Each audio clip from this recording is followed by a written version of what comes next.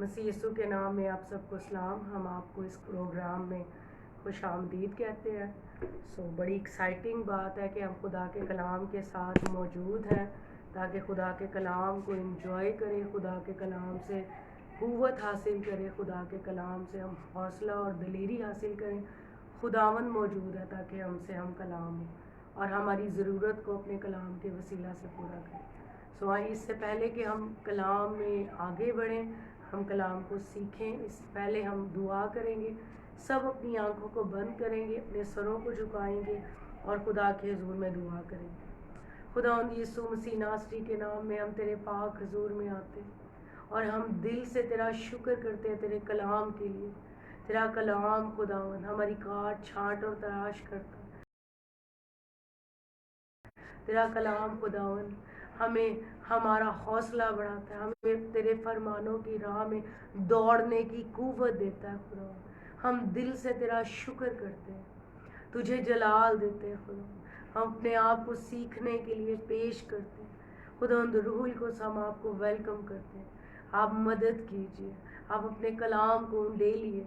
खुदावंद सुनने वाले कान, देखने वाली आंखें और समझने वाले दिल दे खुदावंद, ताकि खुदावंद तेरे लोग कानों से सुने, आंखों से देखें, दिल से समझें, रुजू लाएं और खुदावंद उनको शिफा दे। जिंदगी के हर उस एरिया में जहाँ शिफा की ज़रूरत है, यीशु मसीह नासरी के नाम में तेरे कलाम के वसीला से शिफा आज जारी हो जाए। खुदावंद हम दिल से तेरा शुक्र करते हैं, तेरे रूह को, तेरे कलाम को वेलकम करते हैं। तेरे कलाम में लिखा है कि तू अपने कलाम को नाजिल फरमा के हमें शिफा देता है। आज यीशु मसीह नासरी के नाम में रूहानी ज़िंदगी में हर तरह की बीमारी से आज़ादी आए, शिफा आए यीशु के नाम में। Father thank you Lord Jesus Christ, we welcome your word, we welcome your spirit father Lord, we welcome you in the name of Jesus. Yeshu के नाम में ये दुआ मांगते हैं, आमीन।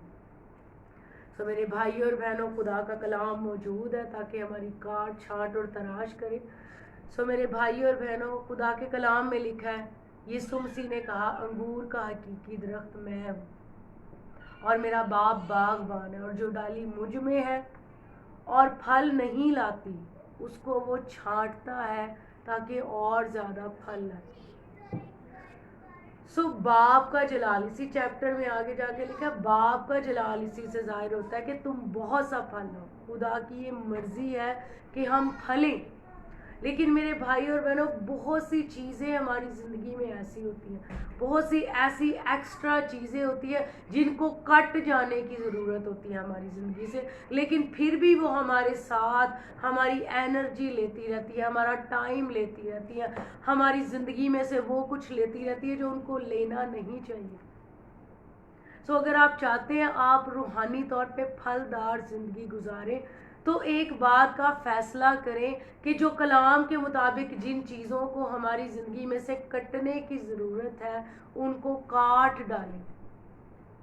देखिए, काटना हमने जो है वो खुदा को मौका देना है कि वो तमाम चीज़ें हमारी ज़िंदगी में से अपने कलाम के वसीला से काटे, हमें पाक करे, हमें अपने लायक बनाए, जो उसकी मर्ज़ी के मुताबिक नहीं। जिस कदर हम चाहें हम फलदार हो सकते हैं। खुदा की ये मर्ज़ी है कि हम 100%, हम 100% फलदार हो, लेकिन क्या हम उसको 100% मौका देते हैं कि हमारे अंदर फल लगे? हमारी ज़िंदगी में ही बहुत सी ऐसी चीज़ें हमने पाली होती हैं जिसकी वजह से हमारी ज़िंदगी का फ्रूट कम हो जाता है, और इब्लीस बड़ी आसानी से हमें आगे कहता है खुदा की ये मर्ज़ी नहीं। खुदा चाहता है कि तू सिर्फ हमेशा दूसरे दर्जे पे रहे, या हमेशा खुदा ने तेरी किस्मत में ये लिखा है तू 10वें दर्जे पे रहे। लेकिन मैं आपको सच्चाई बताना चाहती हूँ, खुदा की मर्जी किसी के लिए भी 10वां दर्जा या दूसरा दर्जा नहीं। खुदा सबके लिए एक जैसा प्लान रखता है, क्योंकि खुदा ने सबसे मोहब्बत की। लिखा खुदा ने दुनिया से ऐसी मोहब्बत की कि अपने इकलौते बेटे को बख्श दिया। मेरे भाई और बहनों, खुदा हमें फलदार देखना चाहता है, लेकिन क्या हम उसके लिए तैयार हैं? आए हम खुदा के कलाम में से देखें एक बड़ी अहम बात जिस पे हम आज बात करने जा रहे हैं, जो हमारी ज़िंदगी में से बहुत सी बरकत को चुरा लेती है। और मैं ये कहूँगी कि इस हमारी जिस्म के इस उज़्व को जो है वो अबलीस हमारे ही खिलाफ इस्तेमाल करता है। आए खुदा के कलाम में से देखें, मेरे साथ देखें इमसाल की किताब, बाइबल मुकद्दस में से इमसाल की किताब, ज़बूर के बाद आपको ये बुक मिलेगी। इमसाल की किताब उसका 18वां बाब और उसकी 20वीं और 21वीं आयत में आप सबके लिए पढ़ूंगी। ये बहुत ही अहम बात है, और अगर आप इस पे न्यूट्रल होके सोचेंगे तो आपको अपनी ज़िंदगी में ज़ुबान के ताल्लुक से बहुत सी ऐसी चीज़ें नज़र आएंगी जिनको आपकी ज़िंदगी में से कट जाने की ज़रूरत है। सो आए हम देखें, बाइबल मुकद्दस में लिखा है 18वें बाब की 20वीं आयत में, आदमी का पेट उसके मुंह के फल से भरता है और वो अपने लबों की पैदावार से सेर होता है। मौत और जिंदगी जुबान के काबू में है और जो उसे दोस्त रखते हैं उसका फल खाते हैं। आमीन। सो बाइबल मुकद्दस हमें बताती है मौत और जिंदगी जुबान के काबू में। मैंने बहुत से जनाजों पे ये बात सुनी है, लोग अक्सर ये बात कहते हैं, बैठे जनाजों पे बातें करते रहते हैं और कहते हैं जिंदगी ते मौत खुदा दे हत्था च। हाँ, ये बात दुरुस्त है, खुदा कादरे मुतलिक खुदा है, खुदा सब कुछ कर सकता है, लेकिन बाइबल मुकद्दस हमें इसके बरक्स बताती है। बाइबल मुकद्दस हमें बताती है मौत और जिंदगी जुबान के काबू में। इसका मतलब इसका डिपेंड खुदा ने हम पर छोड़ा है। हम मौत में भी जिंदगी गुजार सकते हैं, हम जिंदगी का भी चुनाव कर सकते हैं। हमने किसका चुनाव करना है, मौत का या जिंदगी का? बाइबल ये बताती है मौत और जिंदगी जुबान के काबू में। देखिए कितनी बड़ी बात। मैं अक्सर ये बात कहती हूँ, लोग जनाजों पे बैठ के कहते हैं ये जी बड़ा अच्छा था, शायद पता नहीं वो अच्छा था भी कि नहीं, लेकिन जो भी भाई या बहन मर जाते हैं, जब वो मर जाते हैं तो हम हमेशा उनके जनाजों पे बैठ के कहते हैं ये बहुत ही अच्छा था। और देखो जी, अच्छे लोगों को खुदा को अच्छे लोगों की ज़रूरत है, इसलिए खुदा उसको ले गया। ये कोई रीज़न है? बिल्कुल फुलिश रीज़न है ये। अगर खुदा को अच्छे लोगों की ज़रूरत है तो फिर अच्छे लोगों को तो मर जाना चाहिए। इसका जवाब तो यही बनता है। इसका मतलब है कि फिर जितने अच्छे लोग हैं खुदा उनको दुनिया से उठा ले। तो मैं बात ये करना चाह रही हूँ, इसकी कोई हकीकत नहीं है, ये गलत बात है। मौत खुदा की मर्जी नहीं है, खुदा नहीं चाहता हम मरे। और इब्लीस का ये बहुत बड़ा झूठ जो है वो उसने कलीसिया में भी फैला दिया। इस कदर इसका जोर है कि लोग जो है वो इस चीज़ को अंडरस्टैंड नहीं करते, लोग समझते नहीं है, जो कुछ मर्जी बोलते जाते हैं। अभी हॉस्पिटल में जो है वो बंदा जिंदा लेटा होता है बेड पे, और बाहर जो है वो लोग रो पीट रहे होते हैं और लोग कहते हैं जी बस होना है, टोर गया, ऐदे बच्चे यतीम हो गए, इसके साथ ये हो गया, इसके साथ वो हो गया। अभी वो जिंदा लेटा होता है, अभी डॉक्टर ने भी नहीं डिक्लेयर किया होता कि ये मर गया, हम पहले ही उसको अपनी जुबान से मार देते और फिर उसके बाद जनाजे पे बैठ के कहते जो खुदा दी मर्जी। मेरे भाई और बहनों, खुदा का कलाम ये कहता है मौत और जिंदगी जुबान के काबू में। इसका मतलब कि हमें बड़ी एहतियात के साथ बोलना है। ये साया जो है, ये साया ने जब खुदावन को देखा, सराफीम को देखा, तो उसने जो है वो अपने लिए दुआ की, खुदावन मुझे पाक कर, क्योंकि मैं नजिस लब लोगों में बसता हूँ। और एक दहकता हुआ कोयला लाके फरिश्ते ने उसकी जुबान पे रखा। हमारी जुबानें जो है उनको हील होने की ज़रूरत है, हमारी जुबानें जो है उनको शिफा मिलने की ज़रूरत है। एक हवाला हम और पढ़ेंगे, फिर उसके बाद आगे बढ़ेंगे। नए अहदनामा में मत्ती की मार्फत लिखी गई इंजील, उसका 12वां बाब मैं आपके लिए पढ़ूंगी, 12वां बाब और उसकी 36वीं आयत से मैं आपके लिए पढ़ूंगी। लिखा है, और मैं तुमसे कहता हूं कि जो नकम्मी बात लोग कहेंगे अदालत के दिन उसका हिसाब देंगे, क्योंकि तू अपनी बातों के सबब से रास्तबाज ठहराया जाएगा और अपनी बातों के सबब से कसूरवार ठहराया जाएगा। एक और आयत हम पढ़ेंगे। बाइबल मुकद्दस में जुबान के हवाले जो है भरा पड़ा है। इमसाल ही की किताब आप देखें तो आपको बहुत से स्क्रिप्चर, बहुत से हवाला जात जुबान के ताल्लुक से मिलेंगे। याकूब का आम खत उसका पहला बाब और उसकी 26वीं आयत, सफ़ा नंबर 268 पे आपको मिलेगा। 26वीं आयत देखें, अगर कोई अपने आप को दीनदार समझे और अपनी जुबान को लगाम ना दे बल्कि अपने दिल को धोखा दे तो उसकी दीनदारी बातिल है। बातिल का मतलब होता है झूठ। यानी बाइबल इस बात का फैसला करती है कि अगर आपकी जुबान में खुदा का कलाम नहीं है, अगर आपकी जुबान से जो कुछ मर्जी आप बोलते रहते, जो आपके दिल में आता है बोलते रहते, इसका मतलब लिखा है जो अपने आप को दीनदार समझे और अपनी जुबान को लगाम ना दे बल्कि अपने दिल को धोखा दे तो उसकी दीनदारी बातिल है। क्योंकि लिखा है, अभी हमने पढ़ा, आदमी अपनी बातों के सबब से रास्तबाज ठहराया जाएगा और बातों के सबब से कसूरवार ठहराया जाएगा। जो कुछ हम बोलते हैं उससे हम पहचाने जाते हैं। हम क्या बोलते हैं? क्या हम खुदा का कलाम बोलते रहते हैं या हम नकम्मी बातें, फजूल बातें बोलते रहते हैं? कुछ लोग जो है जब तक वो जुगतबाजी करना ले, वो टोंटे ना एक दूसरे को मार ले, उनको सुकून नहीं आता। हम मजाक में पता नहीं क्या कुछ दूसरों को कह देते हैं, उनकी शक्लें अजीब बना देते हैं। वो आदमी, वो बहनें, वो भाई जो खुदा की सूरत पे बने हैं, पता नहीं उनको क्या कुछ कह देते हैं। और आपको क्या पता कि आपकी मजाक, आपकी बातें जो आप दूसरों को कर रहे हैं किस तरह जाके उनके दिलों पे तलवार की तरह उनको छेद रही है। बाइबल बताती है, इमसाल की किताब में लिखा है, बेतामुल बोलने वाले की बातें उसके लफ्ज तलवार की तरह छेदते हैं। ग्रंथियों के खत में लिखा है, लफ्ज तो मार डालते हैं लेकिन रूह जिंदा करती है। मेरे भाइयों और बहनों, यीशु मसीह जब जमीन पे थे तो यीशु मसीह वो नहीं बोलते थे जो उनका दिल करता था, बल्कि यीशु मसीह वो बोलते थे जो उनका बाप उनको बोलने के लिए कहता था। मेरे भाइयों और बहनों, जब हम वो बोलते हैं जो कलाम कहता है तो फिर हमारे लफ्जों में कुव्वत होती है और हमारी जितनी निकम्मी बातें हम दूसरों पे करते रहते हैं ना, ये मत सोचे कि उनका रिजल्ट नहीं आता, उनका नतीजा नहीं आता। मैं अक्सर ये बात कहती हूँ, जो पेरेंट्स है, जो माँ बाप है, वो इस बात में कॉन्शियस हो, इस बात में वो खबरदार रहे कि वो अपने बच्चों की जिंदगी पे क्या बोलते हैं। जरा सा हम बच्चों को कुछ गलत करते हुए देखें तो हम जल्दी से कहते हैं, बहुत ही ढीठ है तू, तो है ही ढीठ है तू, तो है ही ढीठ है तू, तो है ही नालायक है, तूने तो रहना ही ऐसे है।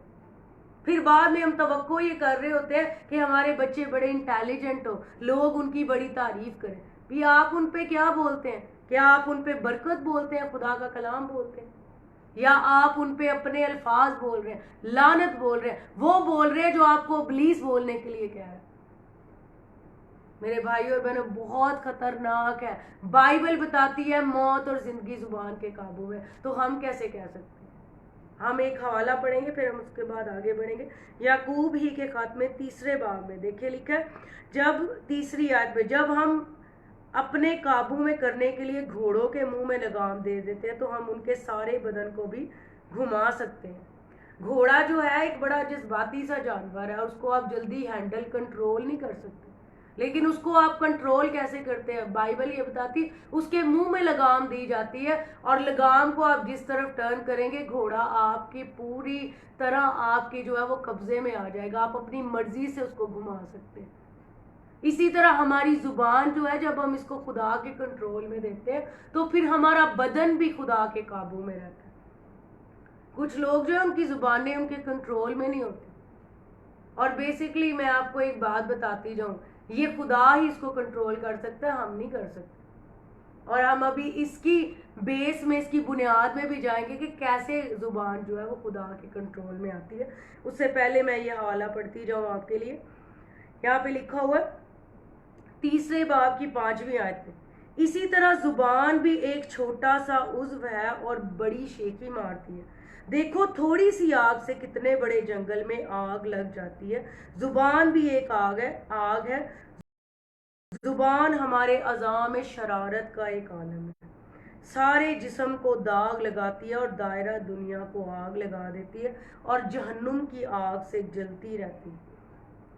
और आगे लिखे हर किस्म के चौपाए और जानवर जो है वो इंसान के काबू में आए, लेकिन जुबान को कोई कंट्रोल में नहीं कर सकता। हम इस तरफ आ रहे हैं कैसे जुबान कंट्रोल में होती है।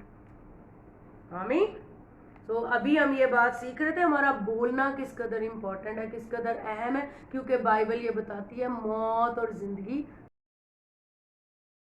जुबान के काबू में। कुछ लोग हैं वो बीमार होते हैं, आराम से कहते रहते हैं मैं बीमार हूँ, मैं बीमार हूँ। फिर कुछ लोग होते हैं गुस्से में कहते हैं मैं मारी जावा ते चंगा। लेकिन मैं आपको एक हकीकत बात बताऊं, कोई भी नहीं मरना चाहता। जब वो मरने का मुकाम आता है ना तो फौरन दुआएं करते हैं खुदाया सानू बचा ले। क्यों करते हैं? क्यों फिर ऐसी निकम्मी बातें हम मुंह से निकालते जिनका कोई वजूद नहीं। एक बात याद रखें, ये हमें पुराने अहदनामा में स्क्रिप्चर मिलता है, जब यरू की दीवार को गिराया जाना था। यरू की दीवार जो वो बड़ी मजबूत थी, बड़ी स्ट्रांग थी, और खुदा ने ये नहीं कहा कि उन पे जाके ऐसे ही हमला करो। उसके लिए खुदा ने उनको एक स्ट्रेटजी दी, एक प्लान दिया कि उन्होंने जो है ना 6 दिन एक चक्कर लगाना है, फिर 7वें दिन उन्होंने जो है ना वो 7 चक्कर लगाने। और खुदा ने स्पेशल उनको ये इंस्ट्रक्ट किया कि किसी ने कुछ बोलना नहीं। आप देखें, मैं आपके लिए एक हवाला पढ़ूंगी यशवा की किताब में से। यशवा की किताब उसका 6ठा बाब, और उसकी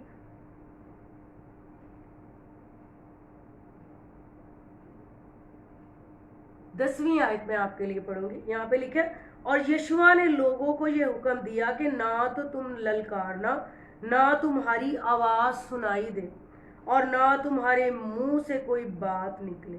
जब मैं तुमको ललकारने को कहूं तब तुम ललकारना।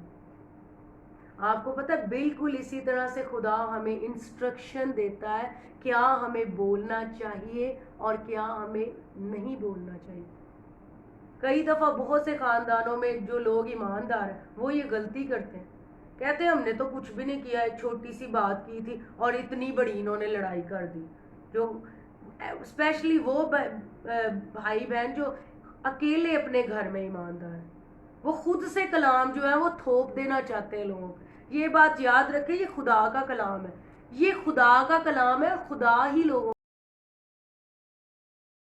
को इसकी अंडरस्टैंडिंग दे सकता है, इसको खोल सकता है। आप जबरदस्ती नहीं थोप सकते। इसलिए आपको जरूरत इस बात की नहीं है कि आप अपनी दिल की ख्वाहिशों से कलाम बोलते हैं। आपको जरूरत इस बात की जो खुदा आपको बोलने के लिए कह रहा है वो बोले।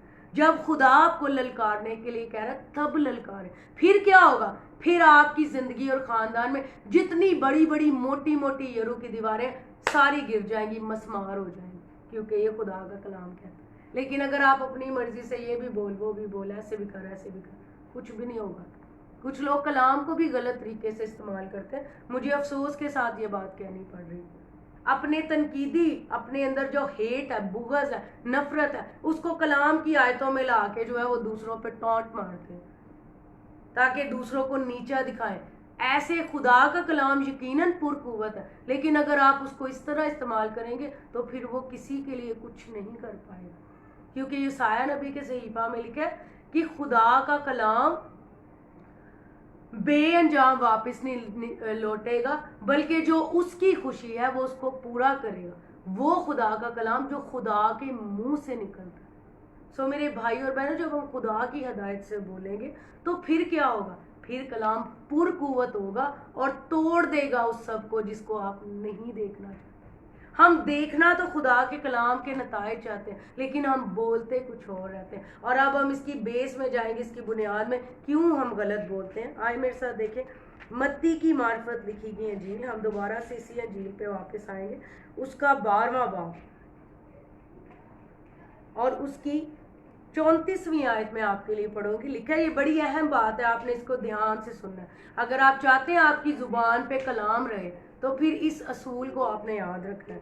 34वीं आयत, ऐ सांप के बच्चों तुम बुरे होकर क्यों कर अच्छी बातें कह सकते हो। अगर हम समझते हैं ना हम बहुत अच्छे हैं, तो याद रखें कोई भी अच्छा नहीं। बाइबल इस बात को कहती है, रोमियो के खत में भी लिखा कोई भी अच्छा नहीं है, एक भी नहीं। हाँ, जब हम मसीह यीशु में आ जाते हैं, खुदा का कलाम हमारे अंदर आ जाता है, तो खुदा की गुड क्वालिटीज, खुदा की अच्छी खूबियां हम में से जाहिर होती हैं। हम अच्छे नहीं हैं, खुदा अच्छा। यीशु मसीह को एक दफा एक शख्स ने आगे कहा, ऐ नेक उस्ताद। उसने कहा मुझे क्यों नेक कहता है, एक ही नेक है और वो कौन है, खुदा। 34वीं आयत में लिखा है, सांप के बच्चों तुम बुरे होकर क्यों कर अच्छी बातें कह सकते। आगे ये भेद की बात है, राज की बात है, इसको ले लें। क्योंकि जो दिल में भरा है वही मुंह पर आता है। सवाल ये है कि आपके दिल में क्या भरा है। क्या आप अपने दिल को दुनिया की चीजों, बुग़्ज़, नफरत, कीना से भरते रहते हैं, या आप अपने दिल को खुदा के कलाम से भरते रहते हैं। लोग मीडिया में, मूवीज में, ड्रामों में, पता नहीं कहां कहां पे खुशी मनाते हैं लोग। मैं इंजॉय कर रहा हूँ, मेरी तफरी है, मेरी एंटरटेनमेंट है, मैं इजी हो रहा हूँ, मैं इजी हो रही हूँ। लेकिन मैं आपको एक बात बताऊं, अगर हमारी तफरी, हमारी एंटरटेनमेंट खुदा के कलाम के अलावा कोई और है, तो फिर याद रखें आपका दिल, जिस जगह आप टाइम स्पेंड कर रहे हैं, जिस जगह आप वक्त दे रहे हैं, जो आप सुन रहे हैं, जो आप देख रहे हैं, उसी से आपका दिल भरता चला जाएगा। और जिस चीज से आपका दिल भरेगा वही चीज आपकी जुबान पे आएगी। अगर आप अपने दिल को शैतानी चीजों से भर रहे हैं तो कैसे कलाम निकलेगा।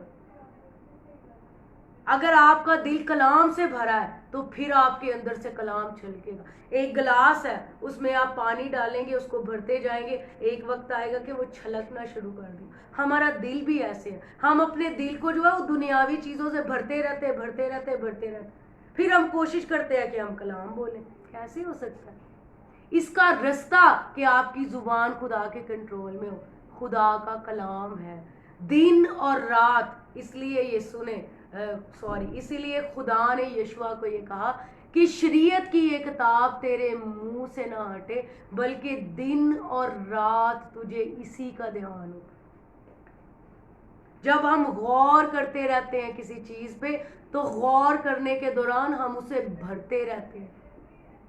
फिलिपियों के खत में लिखा है, जितनी बातें सच है, जितनी बातें वाजिब है, जितनी बातें पाक है, जितनी बातें तसल्ली, नेकी, दिलकश, इत्मीनान की है, उन पर गौर किया करो, तो खुदा का इत्मीनान जो समझ से बाहर है तुम्हारे दिल और ख्यालों को महफूज रखे। सुन, वाजिब बातें, पाक बातें, दिलकश बातें, पसंदीदा बातें, खुदा के कलाम की बातें। आपको लगता होगा ये तो बहुत मुश्किल है, लेकिन मैं आपको बताऊं सबसे इजी तरीका ही ये है। और इब्लीस आपको ये मुश्किल बना के, बड़ा बना के पेश कर, तू कैसे ये कर सकता है, तू कैसे ये कर सकती है। लेकिन मैं आपको इनकरेज करूंगी, ये हो सकता है, मैं ऐसा करती हूँ, आप भी कर सकते हैं, क्योंकि हम सब एक ही असल से हैं। आप कलाम को मौका दें, आप कलाम का चुनाव करें, आप ऑडियो बाइबल सुने, आप मैसेजेस सुने, आप खुदा के कलाम में दिन रात रहना शुरू करें। जिस चीज से आप अपने दिल को भरेंगे उस चीज पे आप गौर करेंगे और ऑटोमेटिकली आपके मुंह में से वो निकलेगी, क्योंकि लिखा है जो दिल में भरा है वो जुबान पे आता है। इसलिए कुलसियों के खात में लिखा है, बस मसीह के कलाम को अपने दिलों में कसरत से बसने दो, ताकि मुंह से भी कलाम निकले, क्योंकि जुबान को कोई शख्स कंट्रोल नहीं कर सकता, इसको सिर्फ खुदा कंट्रोल कर सकता। हम अक्सर कहते हैं ना, मेरा दिल नहीं कर रहा उससे माफी मांगने। दिल पता है क्यों नहीं करता? क्योंकि दिल और चीजों से भरा होता है। जब दिल कलाम से भरा होगा, जब दिल खुदा की शरीयत से, खुदा के कामों से, खुदा के लोगों की बातों से, मैसेजेस से, खुदा के कलाम से भरा होगा, फिर आपका दिल करेगा, आप कहेंगे नहीं, ये तो कलाम में लिखा है, ये कैसे हो सकता है कि ये मैं ना करूं। आप फौरन करेंगे। क्यों करेंगे? क्योंकि दिल में कलाम भरा है। दाऊद क्या कहता है? मैंने तेरे कलाम को अपने दिल में रख लिया ताकि तेरे खिलाफ गुनाह न करूं। Praise the Lord. जब खुदा का कलाम दिल में भर दिया जाता है तो फिर जुबान हमारे जिस्म को दाग नहीं लगा सकती। फिर यकीनन मौत और जिंदगी लिखा है जुबान के काबू में, लेकिन हमारे मुंह से फिर जिंदगी ही रिलीज होगी। हमारे मुंह से ज़िंदगी ही निकलेगी। क्योंकि कलाम में क्या लिखा है, मिसाल की किताब में लिखा है, सादिक का मुंह हयात का चश्मा है। यानी जो सादिक लोग हैं, जो खुदा के लोग हैं, वो ज़िंदगी, जब वो बोलते हैं तो ज़िंदगी रिलीज़ होती है। मैं एक दिन खुदा मुझे सिखा रहा था कि जो डॉक्टर्स हैं, जो और लोग हैं, वो बड़े दिलेरी के साथ जो है वो चीज़ें कह देते हैं कि अब इसकी मौत वाक़या हो जाएगी, अब ये हो जाएगा, अब वो हो जाएगा। तो जो खुदा के लोग हैं, जो सादिक है, जो खुदा के साथ चलने वाले, जो खुदा के कलाम को जानते, वो क्यों नहीं दिलेरी से कहते कि कलाम में ये लिखा है, यीशु ने मेरी कमजोरियां ली हैं, यीशु ने मेरी बीमारियां उठाई हैं। हम अपने भाई बहनों को दिलेरी से कहें आपको कुछ नहीं होगा, क्योंकि कलाम में ये लिखा है, खुदा ने ये कहा है, हम मुत्तफिक होते हैं, और लिखा है जिस किसी चीज के लिए दो मुत्तफिक होंगे उनके लिए हो जाएगा। आपने डरना नहीं, आपने खौफजदा नहीं होना। और मैं आपको बता रही हूँ, जब आप किसी को ये कहेंगे, अगर कोई मौत की कंडीशन में है तो आप सादिक है, आपके मुंह से जिंदगी निकल रही है, तो फिर वो भाई वो बहन भी मौत से निकल के जिंदगी में दाखिल हो जाएंगे। अबलीस का हथियार नहीं उन पे कारगर साबित। आमीन। सो मेरे भाई और बहनों, हम इसको यहीं पे ख़त्म करेंगे। बाइबल मुक़द्दस ये कहती है मौत और ज़िंदगी ज़ुबान के काबू में। सो ज़ुबान कब ज़िंदगी को रिलीज़ करती है? जब दिल कलाम से भरा होता है। सो इसलिए खुदा के कलाम को सुने, खुदा के कलाम को पढ़ें, खुदा के कलाम में ज़िंदगी गुजारना शुरू करें। क्योंकि ये सिर्फ इसलिए नहीं है कि आप सुनते रहें, सिर्फ इसलिए नहीं है आप पढ़ते रहें, बल्कि इसलिए जब आप सुने, आप पढ़ें, तो आप इसको अपनी ज़िंदगी का हिस्सा बनाएं, आप इसको अपने दिल में उतार लें, ताकि आप गुनाह ना करें। सिर्फ एक ही बचने का रास्ता, और वो क्या है? दिल कलाम से भरा हो, फिर दिल करेगा खुदा के कलाम को पूरा करने। आमीन। सो खुदावंद आपको इस कलाम के वसीला से बरकत दे। आए हम दुआ करें। खुदावंद यीशु मसीह नासरी के नाम में हम मुत्तफिक होकर तेरे ज़ूर में आते और दुआ करते, दिल में से हर तरह की, दिलों में से हर तरह की नापाकियाँ, हर तरह की बुग़्ज़, हर तरह की नफ़रतें, हर तरह की नामाफियाँ यीशु मसीह नासरी के नाम में उखाड़ दी जाए। खुदावंद यीशु के कलाम से दिल पाक किए जाए। खुदावंद तेरे कलाम में लिखा है, अब तुम उस कलाम के वसीला से जो मैंने तुमसे किया पाक हो। खुदावंद तेरा ये कलाम जिंदगियों में उतर जाता है, दिलों को पाक करता है। हर तरह की वो चीजें जो अरसा दराज से जिंदगियों में, दिलों में मौजूद है, उखाड़ दी जाए यीशु के नाम में। फादर सारे ऊंचे मकामात ढाए जाए यीशु के नाम में। तेरा कलाम जगह पाए खुदा, तेरा कलाम कसरत से बसे तेरे लोगों में। खुदावंद ये कुव्वत आए कि वो कलाम में जिंदगी गुजारना शुरू करे, पाक जिंदगियां गुजारना शुरू करें। कि तेरे कलाम में लिखा है, पाक बनो जैसा कि तुम्हारा बुलाने वाला पाक। Thank you Lord Jesus. हम दिल से शुक्रगुजारी करते हैं और तारीफ करते हैं और सारा जलाल तुझे देते हैं। यीशु के नाम में ये दुआ मांगते हैं, आमीन। सो खुदावंद आपको इस कलाम के वसीला से बरकत दे। इसीलिए मैं हर दफ़ा कहती हूँ, कोशिश करके अगर आप इस टाइम में नहीं मौजूद होते तो बाद में रिकॉर्डेड मैसेज ग्रेट जॉय के पेज पे मौजूद होते हैं, यूट्यूब पे मैसेजेस मौजूद होते हैं। ज़रूर खुदा के कलाम को सुने, बरकत पाएँ, अपने दिल को कलाम से भरें, ताकि कलाम पे गौर करें और कामयाब ज़िंदगी गुजारें। खुदावंद आपको बहुत बरकत है। Thank you.